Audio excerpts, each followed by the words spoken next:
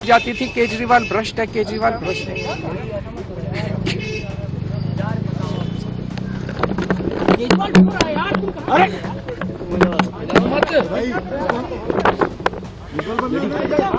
हो गए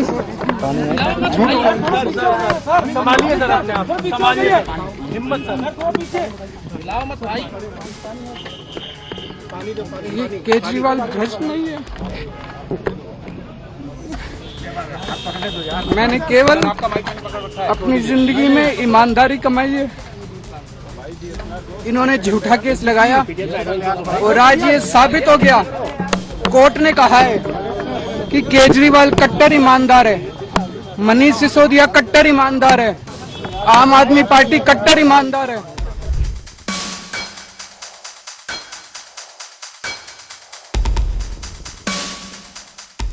The Rouse Avenue Court in Delhi on Friday, February 27th, discharged AAP National Convener and former Delhi Chief Minister Arvind Kejriwal and Manish Sisodia, former Deputy Chief Minister, in the Delhi excise policy case.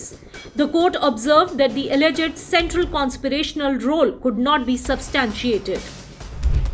Charges against 21 other accused were also dropped as the court found no criminal intent and noted that the conspiracy theory cannot survive against the constitutional authority. सबसे पहले मैं ईश्वर का धन्यवाद देना चाहूंगी। इस दुनिया में चाहे कोई कितना भी शक्तिवान हो जाए, लेकिन ईश्वर की शक्ति के ऊपर नहीं हो सकता। मैं जज साहब का भी धन्यवाद देना चाहूंगी जिन्होंने इतनी हिम्मत दिखाई।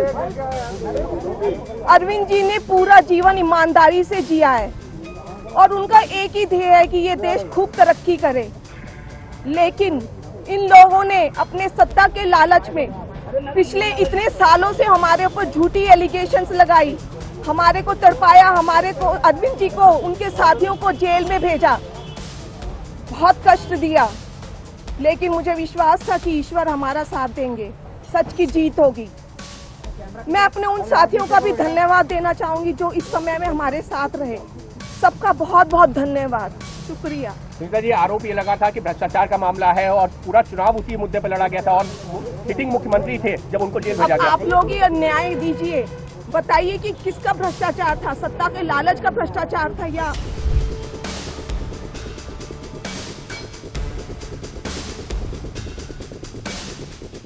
Kejriwal broke down in front of reporters, calling the case the biggest political conspiracy in independent India. Sisodia was seen consoling Kejriwal, hugging him and wiping his tears. Kejriwal thanked the judiciary and said, "We always said truth prevails," emphasizing faith in Indian judicial system. He alleged Prime Minister Narendra Modi and Home Minister Amit Shah orchestrated the conspiracy to weaken Aam Aadmi Party.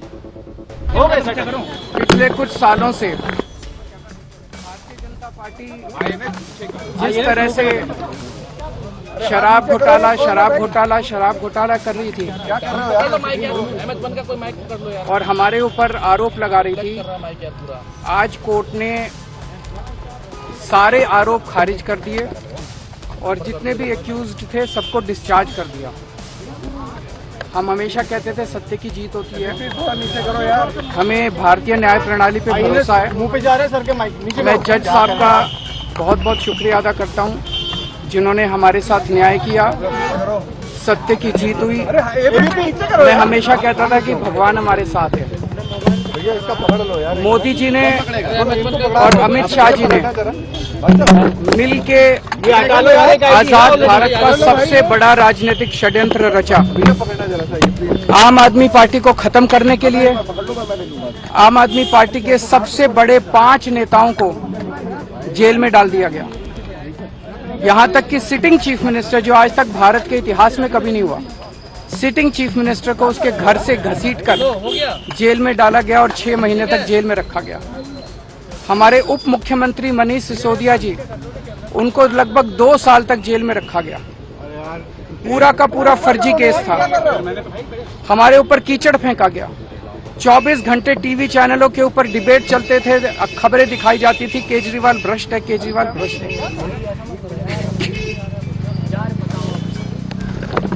Kejriwal ढूंढ रहा है यार, तुम कहां?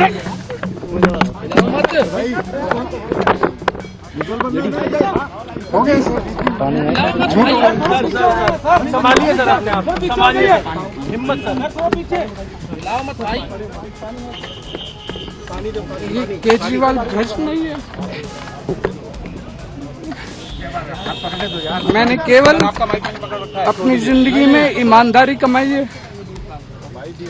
इन्होंने झूठा case लगाया और आज ये साबित हो गया।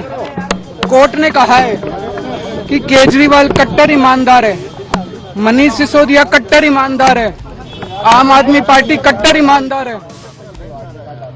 मैं प्रधानमंत्री जी से कहना चाहता हूं, सत्ता के लिए इस तरह से खिलवाड़ मत कीजिए देश के साथ, इस तरह से संविधान के साथ खिलवाड़ मत कीजिए।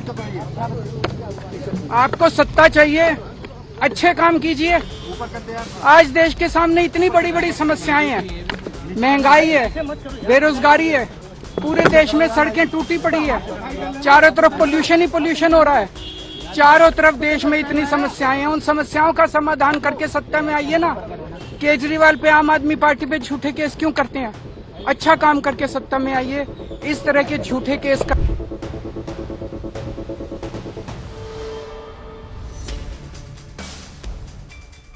The court found the charge sheet lacked sufficient evidence and observed that allegations failed judicial scrutiny. The court also said that no criminal intent was found on part of Sisodia and Kejriwal.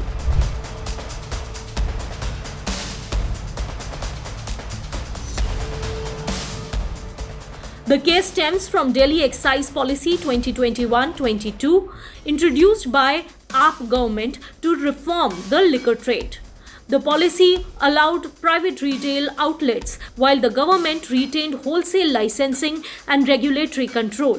Irregularities and financial lapses were alleged that led to CBI investigation in 2022. The CBI claimed that Rs 100 crore was paid by a South lobby to influence the policy. ED initiated a parallel money laundering probe based on the FIR.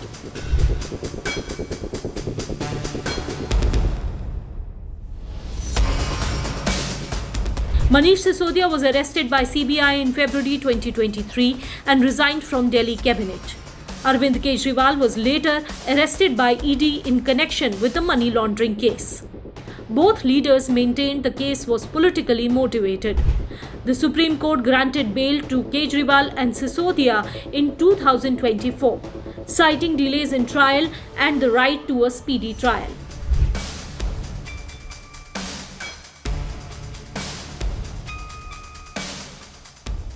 The acquittal has provided significant relief to AAP leadership, though further legal proceedings remain possible. But political debate is reignited over alleged misuse of central agencies and media portrayal. देखिए CBI जाएगी पहले अपने पापा के पास, मोदी जी के पास, फिर मोदी जी जो कहेंगे सीबीआई वहां जाएगी। सीबीआई के पास अपना कुछ नहीं है। सीबीआई एक तोता है, जो मालिक कहेगा वो तोता करेगा। मालिक कहेगा कि यहाँ नहीं कहीं और चले जाओ तो कहीं और चले जाएंगे।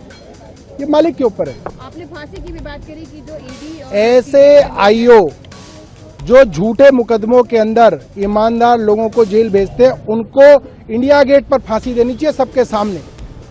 और अगर हमारी कभी सरकार बनी तो हम ऐसा कानून लाएंगे, ऐसे लोगों को सबक सिखाया जाएगा।